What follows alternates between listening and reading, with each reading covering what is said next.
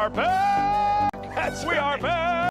Blíží se takhle ty Velikonoce a jestli vás někdy napadlo, jak se Velikonoce slaví mimo Česko, v tomhle videu se to nejspíš dozvíte. Česká republika. Velikonoce v Česku patří mezi nejvýraznější lidové svátky v roce a kombinují křesťanské i pohanské prvky. Už během svatého týdne se dodržují různé tradice, například na Zelený čtvrtek se jí zelené jídlo pro zdraví. Vrcholem je Velikonoční pondělí, kdy chlapci chodí s pomláskou z vrbových proutků a symbolicky šlehají dívky, aby si zajistily mládí a vitalitu. Dívky za to dávají kraslice, které jsou často ručně zdobené složitými vzory a někdy i stuhy na pomlásku. V moderní době se přidávají sladkosti nebo alkohol. Nechybí ani tradiční pečivo jako mazanec nebo beránek, který symbolizuje oběť Ježíše Krista. Polsko. V Polsku mají Velikonoce hluboký náboženský význam a přípravy začínají už během postního období. Na Bílou sobotu rodiny připravují košíky plné jídla, vajec, chleba, klobásy, soli a koláčů a nechávají je posvětit v kostele. Každá potravina má svůj symbolický význam. Například vejce představuje nový život. Velikonoční neděle je pak slavnostní rodinný den plný hostin. Pondělí přináší odlehčenou atmosféru. Lidé se navzájem polévají vodou, což má přinést zdraví a očistu. Itálie. V Itálii jsou Velikonoce jedním z nejdůležitějších náboženských svátků. Největší oslavy probíhají v Římě, kde papež vede slavnostní mši na svatopeterském náměstí. Po celé zemi se konají historické průvody a dramatické rekonstrukce ukřižování. Rodiny se scházejí u slavnostního oběda, kde nechybí jehněčí maso jako symbol oběti. Tradiční sladkostí je kolomba di Pascha, nadýchaný koláč ve tvaru holubice symbolizující mír. Velikonoční pondělí, zvané La Pasquetta, lidé často tráví výlety do přírody. Velká Británie. Velikonoce ve Velké Británii mají spíše rodinný a tradiční charakter než silně náboženský. Děti se těší hlavně na Easter egg hunt, kdy hledají schovaná čokoládová vajíčka na zahradě nebo v parcích.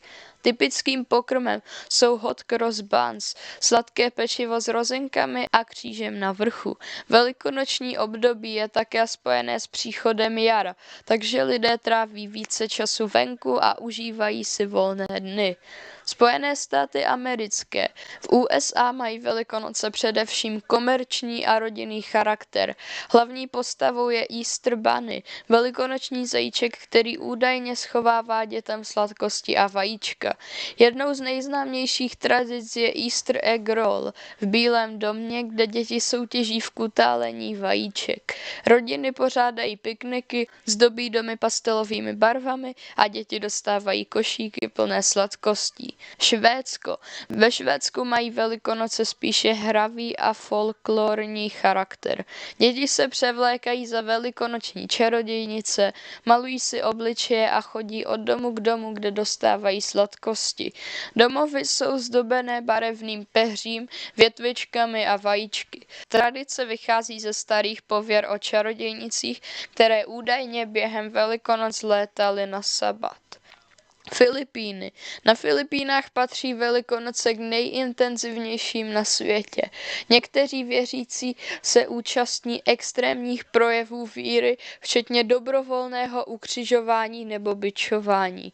Pro většinu lidí ale znamenají Velikonoce především modlitby, průvody a rodinné setkání. Atmosféra je velmi silná a emotivní. Brazílie. V Brazílii jsou Velikonoce radostnou i duchovní událostí. Konají se průvody a dramatické rekonstrukce biblických příběhů. Děti dostávají velká čokoládová vejce a rodiny si užívají společné chvíle. Na Velký pátek se tradičně jí ryby místo masa. Německo. Německo je považováno za místo původu velikonočního zajíčka. Rodiny zdobí stromy vajíčky a děti hledají sladkosti. Velmi oblíbené jsou také velikonoční ohně, které symbolizují konec zimy a příchod jara. Svátky jsou kombinací tradic, víry a rodinné pohody. Rusko. V Rusku slaví Velikonoce pravoslavná církev a patří mezi nejdůležitější svátky roku. Oslavy začínají noční bohoslužbou, která vrcholí o půlnoci zpěvem a oznámením Kristova vzkříšení. Typickým jídlem je sladký chléb kulich a dezert paska, často zdobený náboženskými symboly.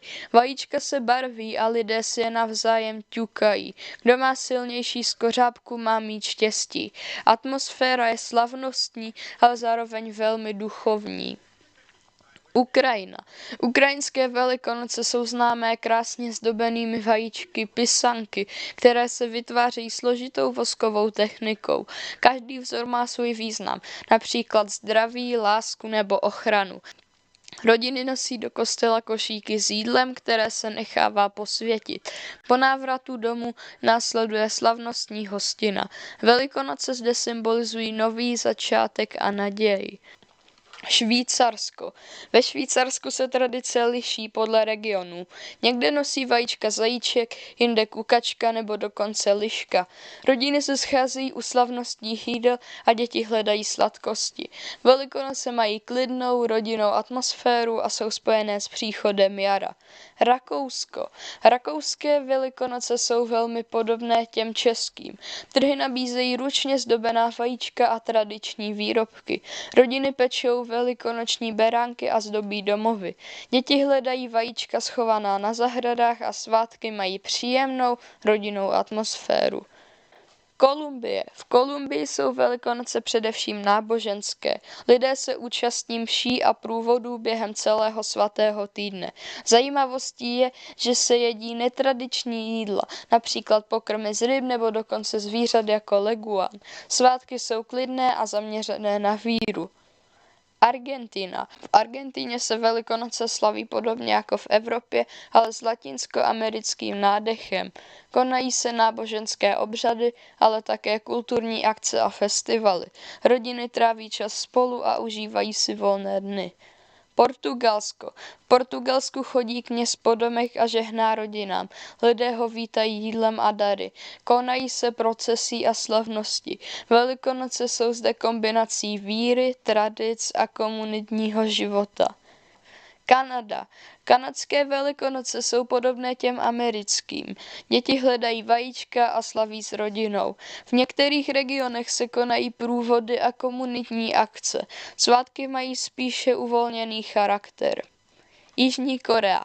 Velikonoce slaví hlavně křesťanské, kteří tvoří menší část populace. Konají se bohoslužby, zpívají se písně a někdy se zdobí vajíčka. Atmosféra je klidná a komunitní. Etiopie. V Etiopii, kde převládá pravoslavné křesťanství, se Velikonoce nazývají fasika. Předchází jim dlouhý půst bez masa a živočišných produktů. Po jeho skončení následuje velká hostina, lidé chodí do kostela v tradičním oblečení a slaví společně s rodinou.